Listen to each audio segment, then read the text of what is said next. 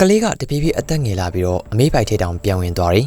Grace ကစင်ငယ်မသားတယောက်ဖြစ်ပြီးတော့လီဆာဆိုတဲ့6နှစ်အရွယ်သမီးလေးနဲ့အတူတူနေထိုင်ပါတယ်။သားမင်းနှစ်ယောက်ကပုံမှန်နေကြပြီမဲ့တကယ်တော့လီဆာကတနေ့တခြားထူးဆန်းစွာနဲ့အရက်ပူပူလာပါတယ်။တကယ်တော့သူမကအသက်ပြန်ငယ်နေတာဖြစ်ပါတယ်။6နှစ်ကြာတော့လီဆာကအသက်ပြန်ငယ်သွားပြီးတော့သူမမေရဲ့ဘိုက်ထဲကိုတောင်မှပြန်ဝင်သွားခဲ့ပါတယ်။ Grace ကတော့သမီးလေးကိုထပ်မတွေ့ရတော့ဘူးဆိုပြီးတော့ဝမ်းနည်းနေခဲ့ပါတယ်။တကယ်တော့ Grace တို့သားမီးကပျော်ပျော်နေကြပြီးတော့ဘဝကိုပုံမှန်ဖြတ်တန်းနေကြတာဖြစ်ပါတယ်။ဒီရက်မှာတော့လီဆာကစိတ်ကျမ်းမာရေးမကောင်းတဲ့လူတစ်ယောက်ရဲ့တက်တာကိုခံလိုက်ရပါတယ်။အဲ့ဒီလူကဖန်ခံလည်းမထီပဲနဲ့စိတ်ကျမ်းမာရေးမကောင်းလို့လွတ်သွားပါတယ်။ဒါအောင်မကျေနပ်တဲ့ Grace ကတယောက်တည်းဆန္ဒပြပါတယ်။သူမအလုပ်တတိကအလူဆန္ဒပြတာကသူတို့ကုမ္ပဏီကိုထိခိုက်နိုင်တယ်ဆိုပြီးတော့ Grace ကိုအလုပ်ထုတ်လိုက်ပါတယ်။ Grace ကအလုပ်လဲပြုတ်သမီးအတွက်တရားမျှတမှုလည်းမရတော့အတော်လေးစိတ်သက်သာသွားခဲ့ပါတယ်။ဒီရက်မှာတော့သူ့လိုပဲစိတ်သက်သာပြီးတော့တက်တည်ဖို့ကြိုးစားနေတဲ့လူတွေစုထားတဲ့အဖွဲ့တစ်ခုကိုအင်တာနက်မှာတွေ့လိုက်ရပါတယ်။ Grace ကတေးမထူးနေမထူးဆိုတော့အဲ့ဒီဖွဲ့ကို join ပြီးတော့အတူတူတက်တည်ဖို့ဆုံးဖြတ်လိုက်ပါတယ်။မတော်ခင်မှာသူမရဲ့ diary စာအုပ်ကိုလီဆာရဲ့အုပ်ကူမှာချထားခဲ့ပါတယ်။နောက်တော့ချိန်ထားတဲ့နေရာကိုသွားပါတယ်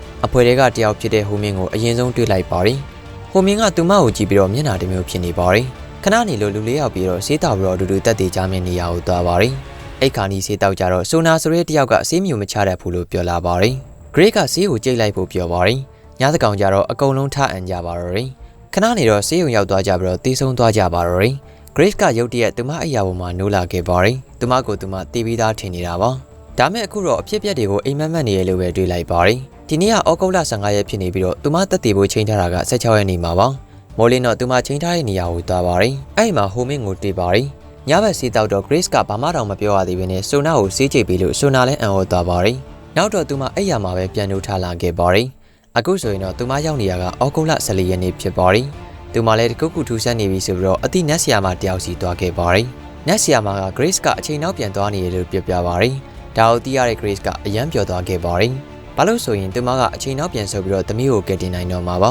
။တပြေးပြေးနဲ့အချိန်ကနောက်ဆုတ်လာခဲ့ပြီးတော့သူမအလုပ်ဖြုတ်ခံရတဲ့နေ့ကိုရောက်ရှိလာပါတယ်။ဆန္ဒပြတဲ့နေ့မှာလူသက်သမားကဆေးရုံတက်နေရဆိုတဲ့သတင်းကိုတွေ့ပြီးတော့ညဘက်မှာဆေးရုံကိုလာခဲ့ပါတယ်။လူသက်သမားဖိုးကြီးကိုခေါင်းနဲ့ဖိနေတော့မှတားဖြစ်သူဝင်လာပါတယ်။လူသက်သမားရဲ့သားကဟိုမင်းဖြစ်နေတာကိုတွေ့ပြီးတော့သူမလန်သွားခဲ့ပါတယ်။ဟိုမင်းကသူမကိုတေဝေစာကြည့်နေတော့မှပဲသူမထွက်ပြေးလာခဲ့ပါတယ်။နောက်တော့လီဆာရဲ့ဇာပနာအခမ်းအနားကိုရောက်ရှိလာပါတယ်။ဒီအခါမှာတော့သူမ1မိနစ်နေခဲ့ပါဘူး။တိတ်မကြခင်မှာသမီးလေးကိုတွေ့ရတော့မှာပါ။လီဆာတည်တဲ့နေ့ရောက်တော့ Grace ကလီဆာကကြောင်းခီးစင်မှာအသက်ခံရတာသတိရသွားခဲ့ပါတယ်။သူမကအဲ့ဒီကိုလိုက်သွားခဲ့ပြီးတော့လမ်းမှာလည်းလီဆာကိုကြည့်ထားဖို့ဆီယာမစီဖုန်းဆက်ပါတယ်။ရဲစခန်းကိုလည်းဖုန်းခေါ်ပြီးတော့လူတစ်ယောက်ကသူမသမီးကိုတက်ဖို့ကြိုးစားနေရလို့ပြောရင်းနဲ့တီနီယာပါပို့ပေးလိုက်ပါတယ်။တစ်ဖက်မှာလည်းလူသက်သမား TV ကအစိမ့်မမှန်မဲနဲ့လှုပ်ချင်အောင်လုပ်နေလို့တားဖြစ်တဲ့ဟိုမင်းကစိတ်ညစ်နေခဲ့ပါတယ်။အဲဒါကြောင့်အိမ်ထဲပြေးမဝင်မဲနဲ့တကားကိုအထဲကနေတော့ကတ်ထားလိုက်ပါတယ်။လီဆာအပြင်ထွက်လာတော့မှကလေးလိုစော့နေတဲ့ TV ကိုတွေ့သွားပါတယ်။သူတို့နှစ်ယောက်ကခင်သွားကြပြီးတော့ TV လက်ထဲကကြက်ဦးကရေကန်ထဲကိုကျသွားပါတော့တယ်။သူစင်းကောက်တော့လီဆာကပါဆင်းလာပြီးတော့ရင်းနစ်သွားပါတယ်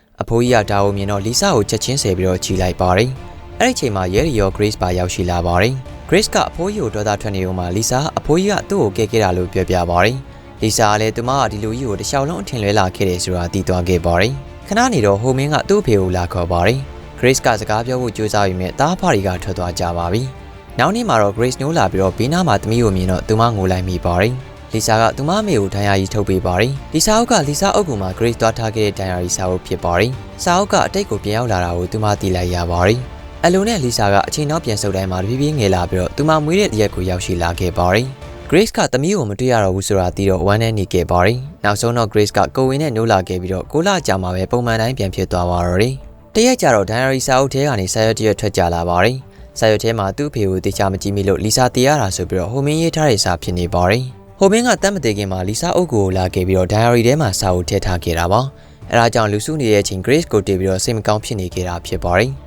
Grace ကအင်တာနက်ကနေသူတို့တက်တည်တုန်းကအဖွဲ့ဝင်ဖြစ်တဲ့ Dwight ဆိုတဲ့ကောင်လေးရဲ့လိပ်စာကိုတွတ်တွေ့ပါတယ်။ Dwight ကသူလဲ Grace လိုအချိန်နောက်ပြန်ဆုတ်နေရဆိုတာပြောပြလိုက်ပါတယ်။ Dwight ကဆိုနာကကုမ္ပဏီတစ်ခုနဲ့စာချုပ်ချုပ်မိပြီးတော့အဲဒါကြောင့်ကိုတက်တည်ရဆိုတာပြောပြလိုက်ပါတယ်။ Grace တို့ကလည်းဆိုနာကိုအမြန်ရှာလိုက်ပြီးတော့သူမစာချုပ်ချုပ်ခါနီမှာဝင်တားလိုက်နိုင်ပါတယ်။တရက်မှာတော့ကုန်တိုင်းတစ်ခုမှာပစ္စည်းရွှေ့တဲ့လုံနေတဲ့ဟိုမင်းကိုသူမတွေ့လိုက်ရပါတယ်။ Grace ကဘလို့နှုတ်ဆက်ရမယ်မှမသိလို့ဟိုမင်းကိုခေါ်ဖို့သူ့ရဲ့ဖုန်းနံပါတ်ကိုတောင်းလိုက်ပါတယ်။နောက်တရက်မှာဟိုမင်းအလုံးနေရာရောက်သွားပြီးတော့သူအလုံးလောက်တာအသုံးမကျဘူးလို့တမင်ပြဿနာရှာလိုက်ပါတယ်။နောက်တော့ဟိုမင်းလောက်ကိုလိုက်လာခဲ့ပါတယ်။ Grace ကသူတို့နှစ်ယောက်အနာဂတ်မှာတည်ရလို့ပြောတော့ဟိုမင်းကရှောက်ပြောနေရလို့ထင်သွားပါတယ်။နောက်တရက်မှာဟိုမင်းကိုပကုံးပတ်တီးနဲ့မြင်တော့ Grace ကမေးလို့နဲ့စကားသွားပြောပါတယ်။ညဘက်လိုင်းမှာလိုက်ရှာကြည့်တော့ဟိုမင်းကတိုက်ကွန်ဒိုပြိုင်ပွဲကြောင့်ပကုံးထိခိုက်သွားလို့ဆက်မစောနိုင်တော့ဘူးဆိုတာသိရပါတယ်။ ဟိုမင်းဖေကလည်းအဲ့ဒါကြောင့်စိတ်ထိခိုက်ပြီးတော့ယူသွားခဲ့တာပါဒိုက်ကသူတို့ကအုတ်ကာခဲကြားတဲ့နေမှာတက်တည်ခဲ့တာမလို့အချိန်နောက်ပြန်ဆုံနေရလို့ပြောပြပါရယ်အုတ်ကာခဲကလာအနေငယ်နေရင်တော့နောက်ချိန်ထပ်ပြီးတော့ပြုတ်ကြမှာဖြစ်ပါရယ်အဲ့ချိန်မှာတက်တည်မယ်ဆိုရင်အချိန်နောက်ပြန်ဆုတ်တာကိုရနိုင်တယ်လို့ရှင်းပြပါရယ် Grace ကအဲ့ဒီနေမှာမတက်တည်ခင်မှာဟိုမင်းကိုတေးဖို့အိမ်ကိုသွားခဲ့ပါရယ်ဒါမဲ့သူ့အဖေကိုပဲတွေ့ရပြီးတော့ပြန်ထွက်လာခဲ့ပါရယ်ဟိုမင်းကိုကျောင်းမှာသွားတွေ့တော့လေနှုတ်ဆက်ပွဲလုပ်နေလို့တွေ့မရပါဘူးဖြစ်ချင်တော့တိုက်ဆိုင်ဘတ်ကားပေါ်မှာဆုံကြပါရယ် Grace ကဟိုမင်းကိုအနာဂတ်မှာဖြစ်သမျှအကြောင်းအကုန်ရေးထားတဲ့ diary စာအုပ်ကိုပေးလိုက်ပါရယ်ဟိုမင်းကကားပေါ်မှာဖတ်ရင်းနဲ့အနာဂတ်ကအရာတချို့ကိုသိရလာပါရယ်သူက Grace နောက်ပြေးလိုက်တဲ့အချိန်မှာတော့နောက်ကျသွားခဲ့ပါပြီဒီနေ့ကအုတ်ကပြန်ကြားတဲ့နေ့မလို့သူမကရေထဲခုန်ချပြီးတော့တက်တည်လိုက်ပါရယ်နောက်တော့သူမကလီဆာကိုကိုဝင်ရှိတဲ့အချိန်မှာနိုးလာခဲ့ပါရယ်အခုတော့အချိန်ကပုံမှန်တိုင်းပြန်ဖြစ်သွားခဲ့ပါပြီဟိုမင်းကလည်း diary စာအုပ်ဖတ်ပြီးတော့တိုက်ခွန်းတို့မှလည်းတရားမရဘဲနဲ့အနိုင်ရရှိခဲ့ပါရယ်အဖေကလည်းပုံမှန်တိုင်းပဲပြန်ဖြစ်သွားပြီးတော့သားဖားနှစ်ယောက်ဘဝကိုပျော်ပျော်ရွှင်ရွှင်ဖြတ်တန်းကြပါတော့တယ်